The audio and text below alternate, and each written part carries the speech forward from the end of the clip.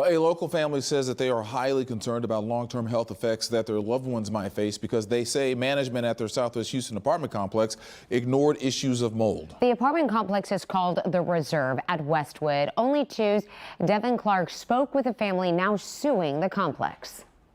Destiny had called me and said, hey, I don't think the baby is breathing too well. Feelings of joy Cliff Jackson and his fiancee Destiny Washington had for their 8-month-old daughter Legacy turned to fear last fall. She's just trying to breathe. The couple ended up rushing little Legacy to Texas Children's Hospital.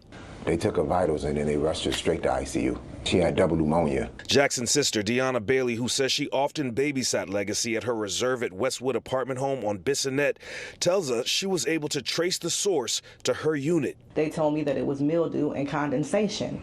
They would send a company to come out and clean it. It'd be okay for 3 months, 4 months. It would come back. So when I found out the baby was hospitalized, something told me to stand up on a chair with a flashlight and really look in there, and that's when I noticed that the mold had came back. By this time, Bailey began to realize why she had become so sick herself. I had double pneumonia, I had a kidney injury, I had a staph infection.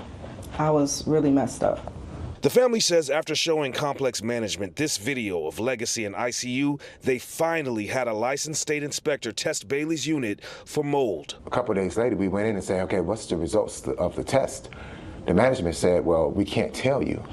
So it's confidential. After threatening to write an email to higher-ups asking for the results, Jackson says the complex finally budged.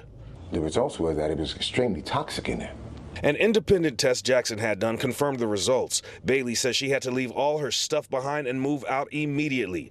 What's even worse, both she and Legacy may have health issues for the rest of their lives. And it didn't seem like it was a priority. It doesn't seem like it's a priority. So when that's the case, you need to file a lawsuit. And what we're hoping is, this brings some attention because we do know there are other people who are suffering some of the same injuries. The fact that this exists and you're still allowing people to live in these apartments and you're not taking the necessary steps to rectify the issue is super egregious. The doctor said that if we hadn't gotten our daughter there that night, potentially it could have been fatal. Despite all this, family says they went through, a staff member here at the leasing office tells me they're not aware of any mold issues and declined to comment further. Meanwhile, an ordinance that we recently reported on that would hold landlords accountable here in the city of Houston for health code violations such as mold unanimously passed through the Prop A committee at City Hall. It's now headed to General Counsel before it goes up for a vote.